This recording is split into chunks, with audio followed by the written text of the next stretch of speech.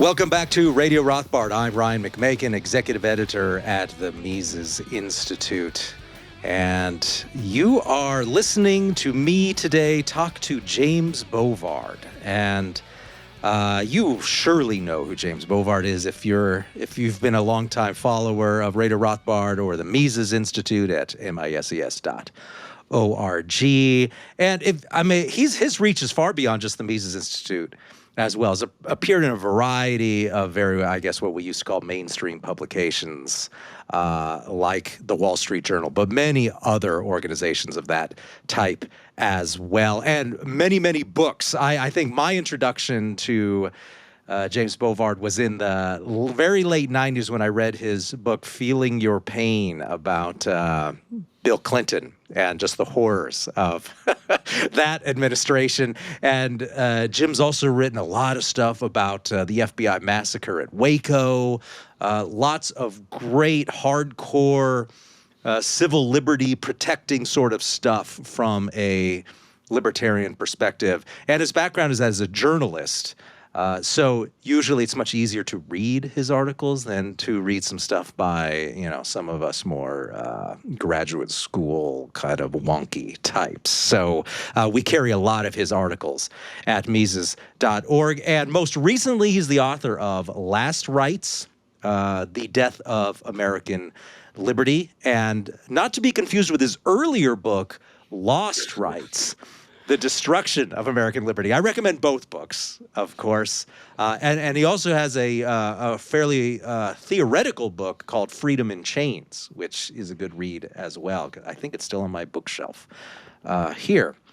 So, James, the reason I have you on today is there's a thing that you and I agree on, and which we've both gotten lots of hate mail on. And this is this idea that even immigrants and even students who criticize the state of Israel have rights, those rights mentioned in the Declaration of Independence. And you can see now where the debate over immigrants went since Trump came into office. Because you'll remember during the campaign, it's like, we got to get these illegal immigrants out. They've broken the law.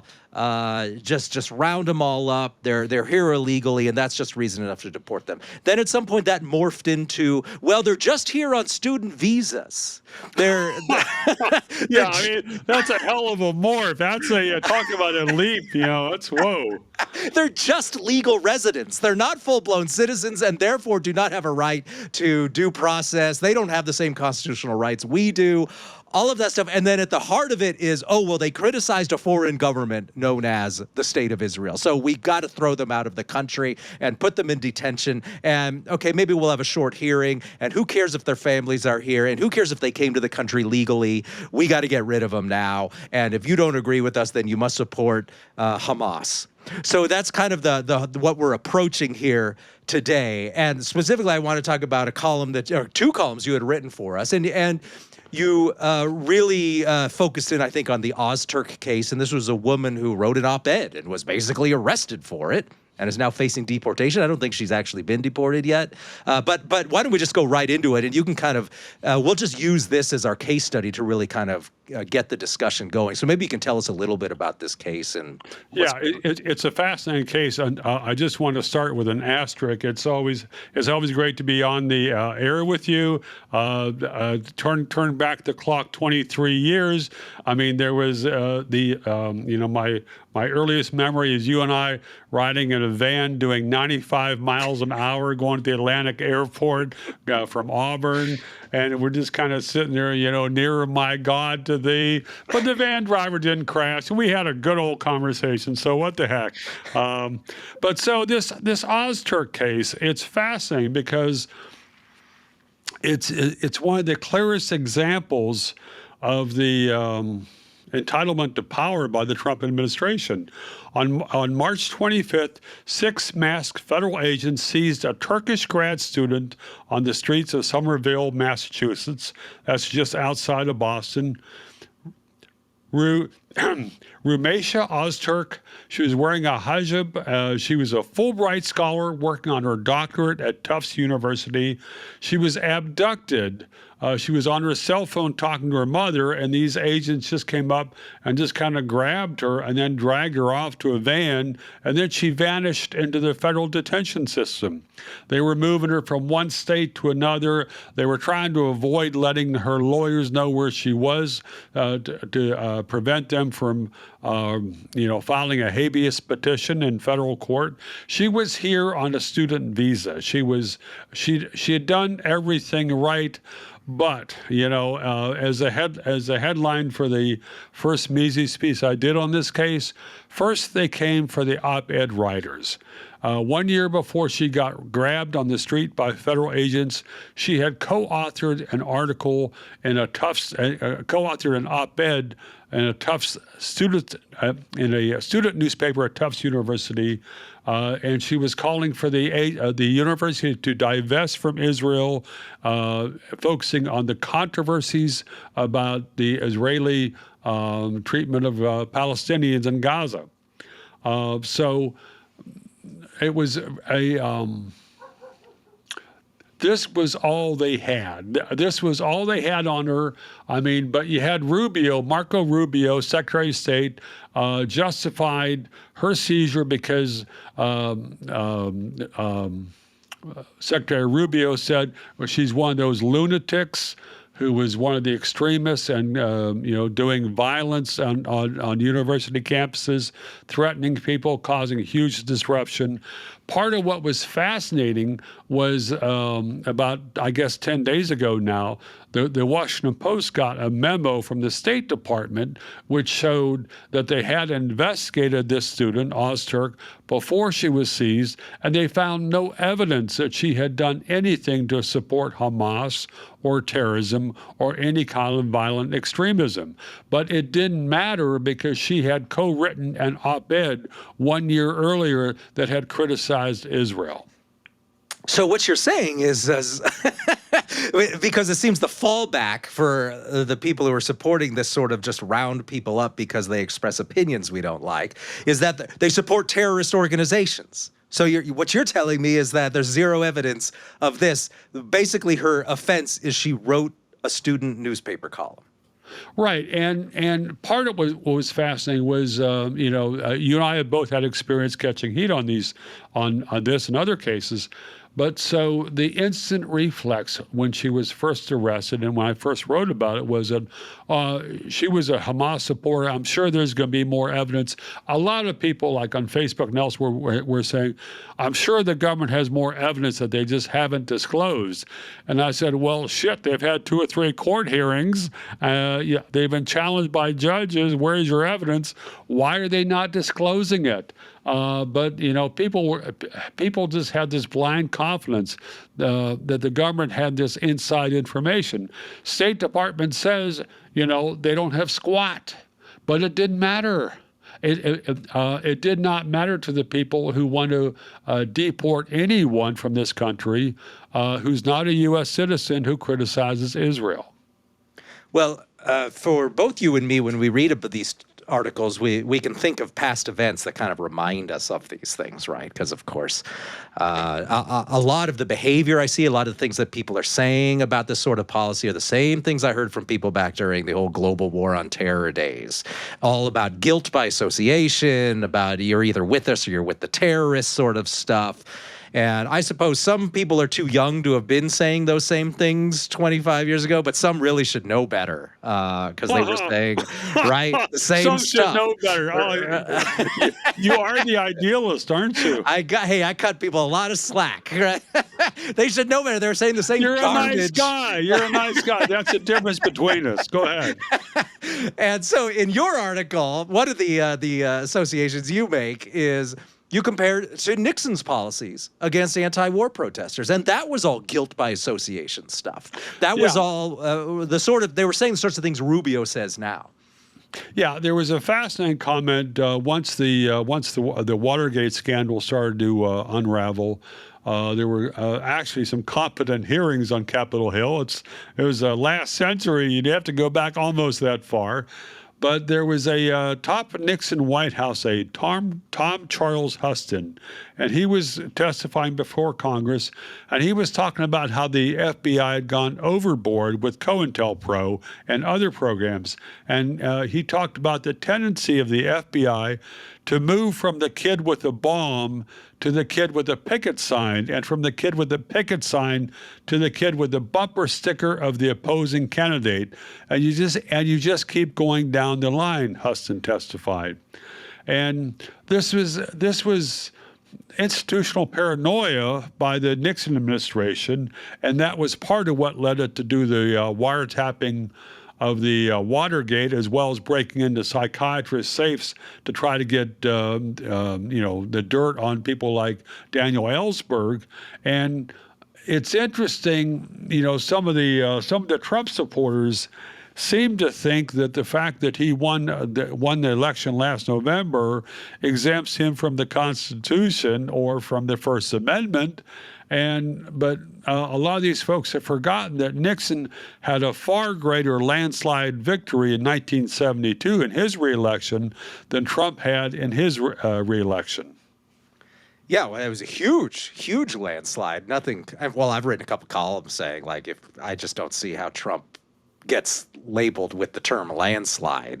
Clearly, landslide Lyndon. It's like the 1948 Senate election in Texas that Lyndon Johnson bought. I wonder how many people he had killed for that one. The Johnson, possibly the worst human being ever in the White House, and that's saying a lot. Like It's just like on a personal level. Yeah, right. I mean, quite possibly involved in real organized crime and homicide. But that's another thing we could do.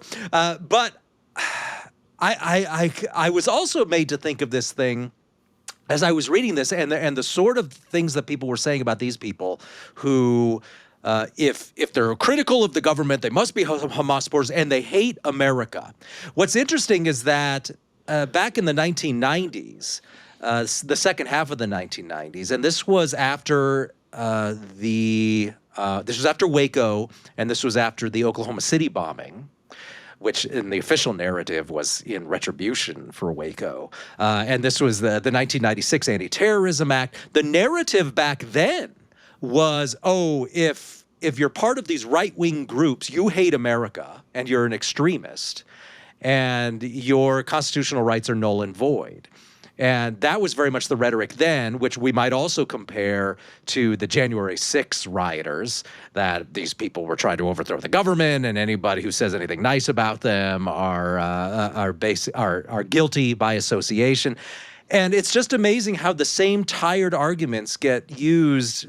I guess they just seem to lack self-awareness, that the people who are saying that, right, if you wrote an op-ed criticizing Israel or America, you, quote, hate America, and now you should just leave or you should have your rights revoked. I mean, this is what Clinton and friends were saying about every country boy right-winger who wanted to own an AR-15 20 years ago.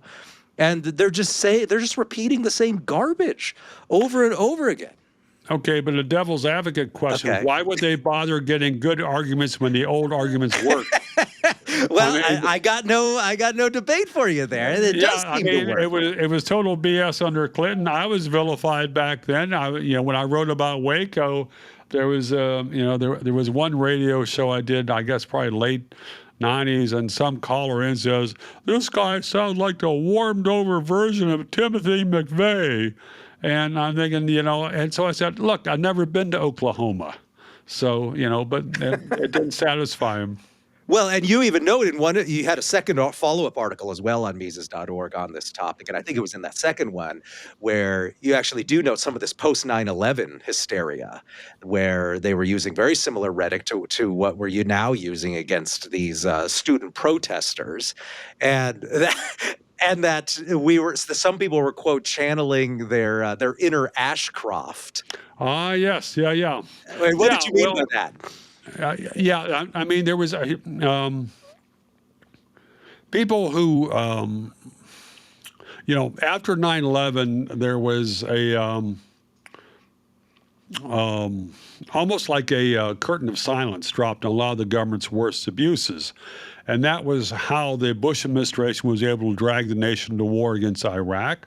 That was how Bush was able to launch his worldwide torture regime. That was part of how the Bush administration was able to secretly unleash the NSA to spy far more on innocent Americans. But there was this mindset that something had happened, and the government was no longer government was no longer under restraint, because otherwise we would all be destroyed.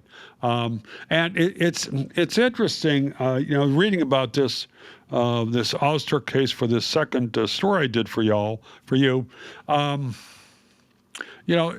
Here's a woman who only, she co-wrote an op-ed that was downright tame compared to so many of the op-eds on both sides of this issue, on the Gaza controversy over the last year and a half, almost 2 years now, I guess. But she was vilified by that, and it wasn't just that someone said, okay, you've gone too far, so we're going to take away your student visa. No, she was put in leg shackles. She had a chain around her waist. She was frog marched out, and she's been in government detention, I guess, almost a month now. If she was arrested on the 25th, I guess in 2 days it will be a month. And I was curious about this because I was thinking, what happened to Rosa Parks, who was arrested after she protested the segregation on buses in Montgomery, Alabama? And I was thinking, how was she treated? She was booked. She was held at the police station for 3.5 hours, maybe put in jail briefly, but she was set free after less than 4 hours. And here you got this woman who simply co-wrote an op-ed, and she's been in shackles and chains and put in these detention facilities that are severely overcrowded and very disruptive for almost a month. And she didn't know what was happening when she was first grabbed. She thought she might be killed.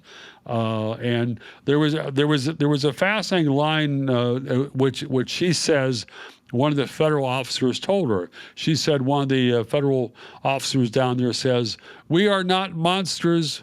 We are not monsters. We do what the government tells us."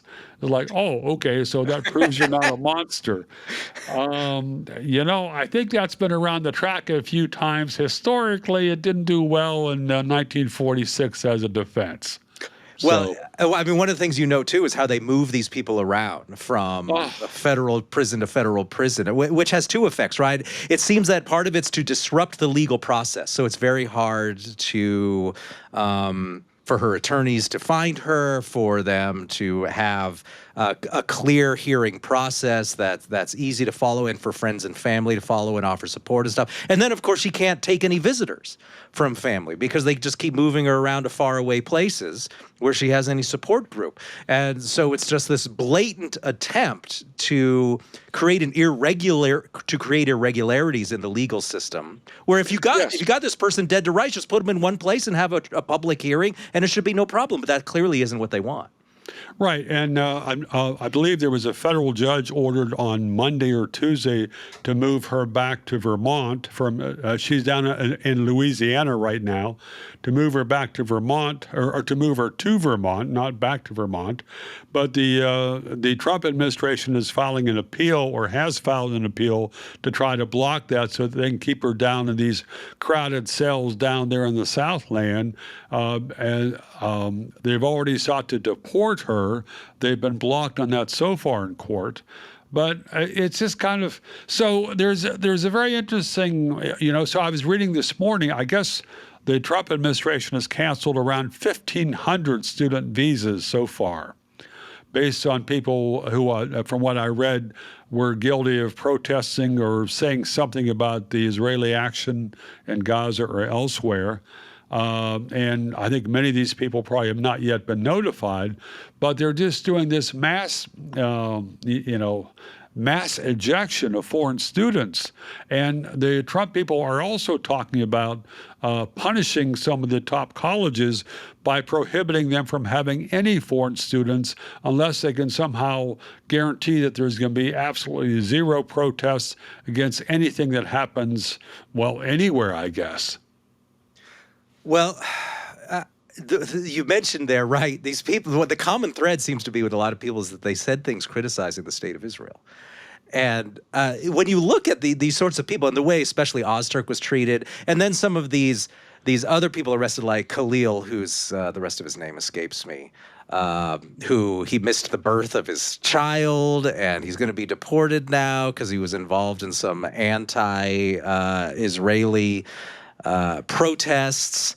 And he was a legal immigrant here on not a student visa even, but a green card. He was a full-blown green card holder. That is a permanent legal resident and just gets rounded up and then cleared for deportation. And again, it was, the guy said stuff against the state of Israel. And when you look at these people, you're like, these people are clearly no threat to the United States. Right? Clearly, no threat to peace and freedom of American citizens anywhere. But they did a sit-in on a building on a college campus somewhere. Okay, so what? Do you know Terrorism. how? Oh, right. Terrorism. I mean, you go back to we're talking about Nixon and stuff, right? Or you're talking about the way they treated Rosa Parks, which was in a fairly civilized manner. Back then, certainly more civilized than the way these people are being treated now, right? And you contrast that then with the way that people were treated when they were student protesters back during the Vietnam era, right? And they were occupying buildings. Remember those guys from Camden who like invaded and burned a draft office? They weren't even treated as badly as a lot of these people are being treated. Yeah, it's just, the thing about Osurk, she is being treated like she's a public enemy. And there's a very good term here, which of course I can't think of, something about punishment via the legal process. I mean, it doesn't matter if she finally gets out. I mean, being dragged into these, dragged around the country to these different detention centers, being stuck in a very overcrowded ICE detention center in Louisiana for weeks and weeks. I mean, this is a head screw up thing, and it's something that changes a person's life. But this is what the people in the Trump administration want, and so part of what I was trying to figure out is you have. So with the information from the State Department that actually there's no evidence that she's done anything wrong. What I wonder is, was this a screw up by the Trump people, or were they trying to send a message that even though you haven't done anything wrong, if you simply co-signed one little college newspaper op-ed, that's enough to grab you off the street and act like you're a top 10 terrorist? I mean, are they trying to frighten everybody into submission, into silence? What's your impression? Well, clearly that's the message that's being sent. And they're not even hiding the fact that they're just saying that freedom of speech doesn't matter if you're criticizing this one foreign government known as State of Israel. I mean, it's just them. Right? You can criticize the U.S. government. You can obviously criticize pretty much any other government on earth, but there's some sort of obsession here that if you criticize this one government, well, therefore, freedom of speech doesn't apply. Because a lot of these criticisms are, the Oster case, it was her demanding some divestment from the university in terms of investments in right, and she was calling for the university to honor the vote of the student senate, I think, which had called for divestment. So, okay, woman, that's all it took. You're gone. You vanished. She vanished. Maybe that's the right phrase. I mean, this is all it takes to make you vanish.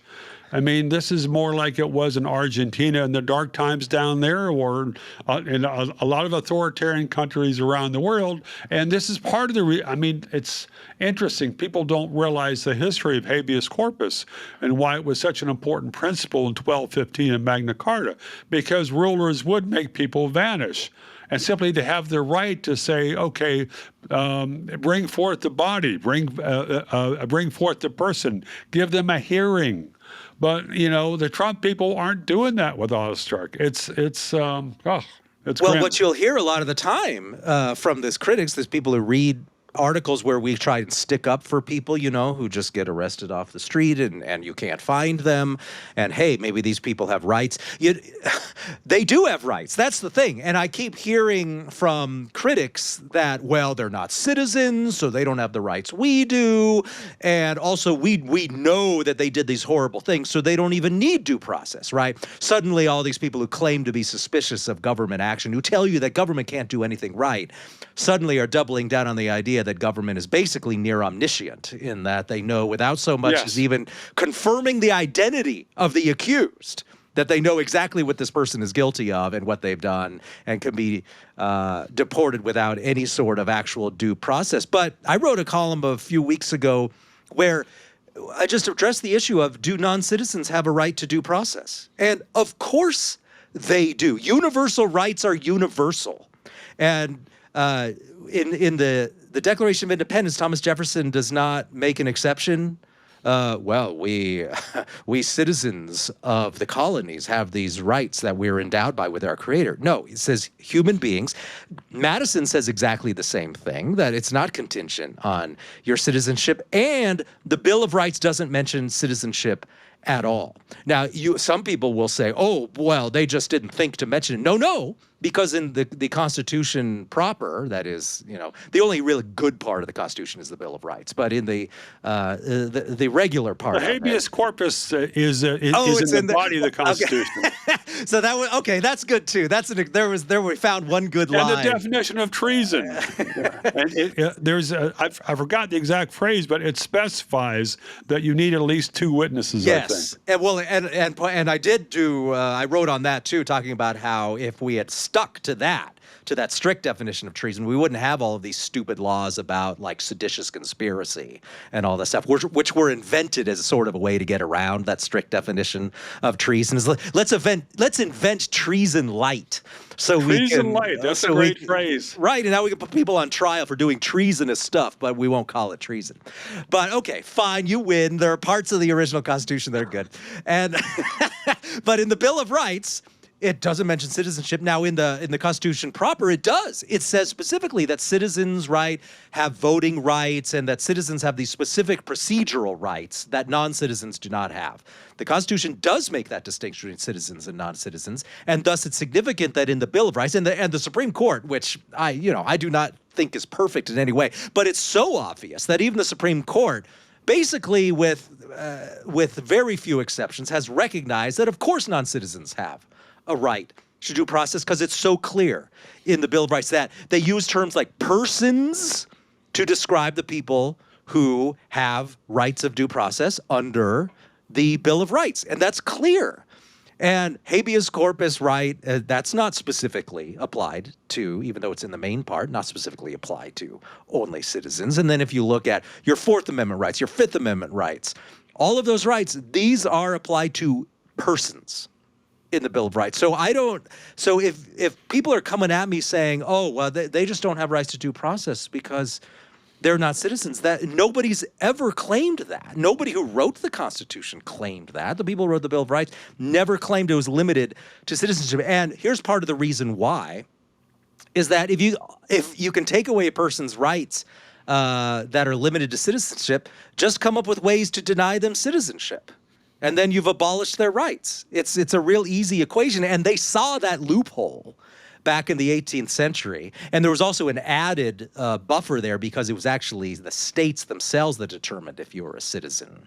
And the federal government therefore was required to simply defer to someone else's definition of citizenship, that is the state government's, and did not have the power to remove citizenship in that way. And so that limited the federal government even more. So you're just living in the country, you're minding your own business, you haven't committed any violent crime. Well, guess what? If you're arrested and accused of something, you have to have due process. And the same is even true who don't have their papers, because they happen to be walking around a street in the United States and someone decides, hey, are you a citizen? Oh, well, I don't have my papers on me. Well, too bad. We're shipping you off. No time for due process. That's what people are advocating for now.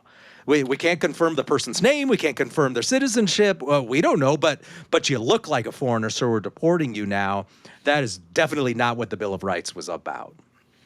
Well, and it's sad to see how this blank check has expanded and how some of the Trump supporters, it's not simply folks who were flown in by Biden late at night from Haiti or Cuba or Venezuela. I mean, it's the foreign students who have got valid U.S. visas, who were granted a visa by the U.S. State Department.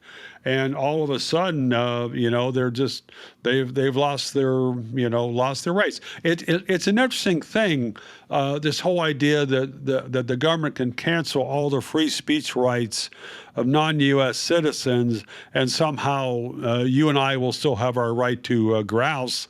Because think if there was a protest in D.C.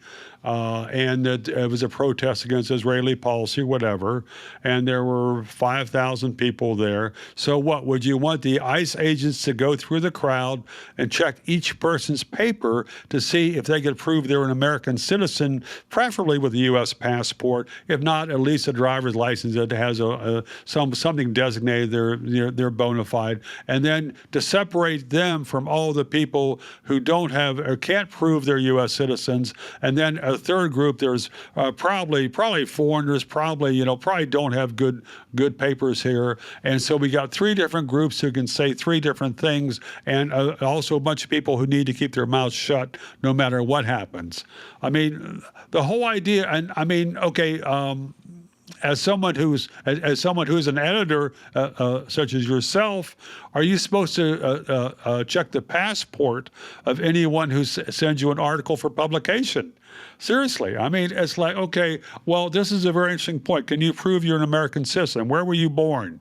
Well, I don't even know if these are even real people. Sometimes they send in articles. I like the article. I do usually a Google search. I'm like, okay, is this person associated with anything really weird or creepy? Does it seem like they're a real person? I'm glad I passed the test. Yeah.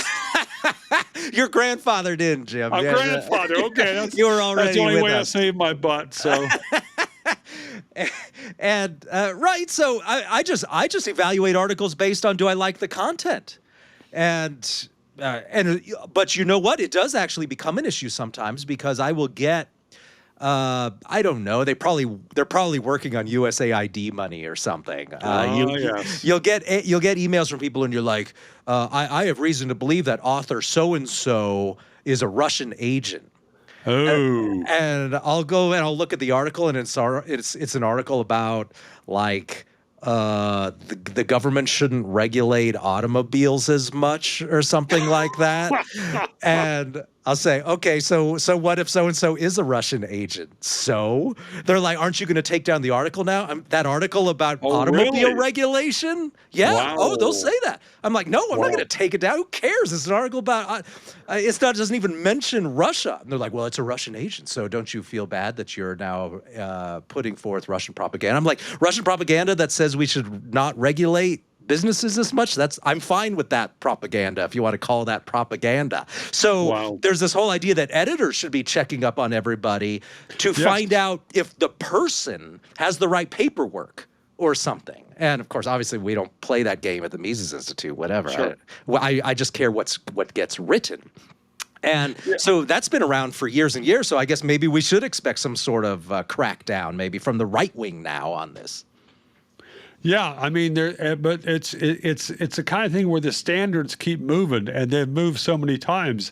I mean, this is something which I've run into, and I think a bunch of places, folks have seen my background or seen where else I've written for, and say, okay, this is someone who is beyond the pale. So I'm still here. They haven't taken me away yet. Well, of course, a lot of the time the determination is just like it's just made up stuff by the ICE agent, right? Long before, yes. right? Yeah, you know how this works, right? But long before the current moral panic and hysteria over Hamas or whatever that's up. You and I, of course, had noticed this other issue where America now has this like 100-mile wide border zone thing. Oh, yeah. Right? Where Yeah. 100 miles from any maritime or land border, ICE agents can roam the land and just demand anyone's papers.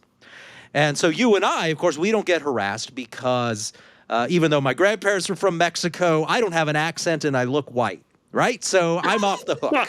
Your last name. My last name too helps. But an ICE agent doesn't know my last name without, me providing it, I suppose. Okay. But we don't have to worry about that. But there were many, many cases that you could read about over the last 20 years as this border zone developed, which gives the federal government the right to just patrol, where people like in Walmart parking lots were being harassed based on their complexion or based on their accent. And the assumption was that, well, where's your papers, man? He's like, well, I'm an American citizen, and I've lived in this town for 30 years. I don't have papers. I didn't know this was a country I'd walk around with papers. And then these guys get swept up, and they have to spend 2 or 3 weeks while they're in detention frantically getting family members to show up and somehow prove that they're legal residents. This was happening long before this current situation. And I can't believe people are okay with that. Well, I'm just lucky I haven't gotten swept up and need the people vouch for me because I'd still be in jail. You've got no one willing to show up to bail you out. I think there'd be folks that show up, but they'd give evidence for the government. They'd be like, well, he's not illegal, but he's dangerous. So keep an eye on him at least. Tell the TSA. That's the important thing. Make sure the TSA knows about this guy. Well, and so isn't it sad that there's just this double standard now where all the ICE has to do is say, hey, I've decided that guy looks illegal. And if you really believe that no due process is necessary, then that's all. That's all that is required. Well, and it goes back further. I mean, I was, I'm sound the geezer alarm, but I think back to 2002 when I guess it was the Bush administration came up with the ICE acronym, because formerly it was INS, Immigration Naturalization Service, but instead, it's like some boy in junior high was looking for a tough sounding acronym. Let's call it ICE. And it's like, it's a dumb as crap acronym, it's ICE. Watch out. ICE is coming. It's like, what is this? Junior high. They got to sound tough. I mean, this is the whole rise of the warrior cop thing, right? Guess. They're wearing black. They're wearing masks. Immigration and customs enforcement is like, customs enforcement. These are the boneheads who use chainsaws to inspect cigar store wooden Indians. I've written about those cases long ago. And, it's sad to see the attitude. So many people's attitude towards the federal government right now that since Trump is president, they want everything to be unleashed. There was a line that Trump used on Truth Social, I guess, in February. The laws don't apply to the savior of the country, or something very close to that. I think it was from Napoleon.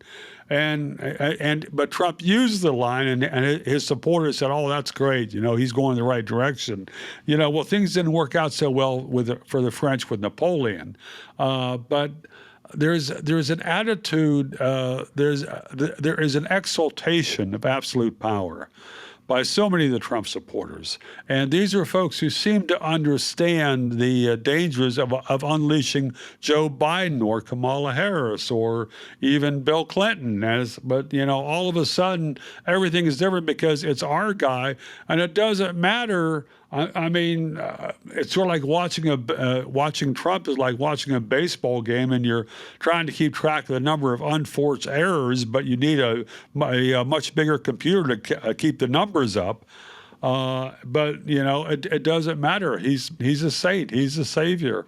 This is the perennial black pill, right? Is black to watch, pill, yes, thank you. Right? How the left suddenly forgets about any anti-war leanings they might have had as soon as Obama's president, and the right forgets whatever pro-freedom ideas it might have had as soon as their guy becomes president. It just happens over and over again, and I guess I just try to not dwell on that, but it doesn't seem to bother you. I was waiting I was waiting to see your spin. I was thinking, No, okay, I just shove it to the back side, of my isn't it? brain, and I try not to think about it. It doesn't seem to affect you. You seem as jolly as ever, and you handle this stuff all day long. So I don't know. Maybe it's those cigars. Well, I think I was probably born with a warped sense of humor. I mean, it's just kind of like you were. Oh, how does this tie in? There was a there was a comment you were making earlier about having to verify folks raising questions about the source of your writers or where the writers are coming from, and there was a wonderful test that Jonathan Swift offered back around 1710 or so. There was he was doing these stories. He was being up on. There was a popular astrologer named Bickerstaff, and so Swift was trying to put him down. So Swift issued his prophecy that this astrologer would die on a certain day. And it was very upsetting to the astrologer. And then 4 or 5 days later, somebody asked, Swift for proof, and Swift said, "Well, it's obvious that the guy's passed away because there's no damn fool alive that could write such stuff that he does." And so I think, that's a great standard of proof. This person can't be alive. No damn fool writes like this. So anyhow. Well, yeah, speaking of twisted senses of humor, yeah, Jonathan Swift, perhaps. Oh, my God. He was wonderful. He's underrated. He's forgotten. It's too bad. Well, I guess with that erudite anecdote, we'll go ahead and end this episode of Radio Rothbard. Thank you, everyone, for listening. Thank you, Jim, for joining us today and for all your articles at Mises.org. If you'd like more, yes, definitely visit Mises.org, MISES.org, and click on subscribe if you'd like daily or if you prefer weekly emails if you don't like as much stuff in your inbox, and you'll get updates about all of this stuff. So thank you all. We'll be back next week with more, and we'll see you next time.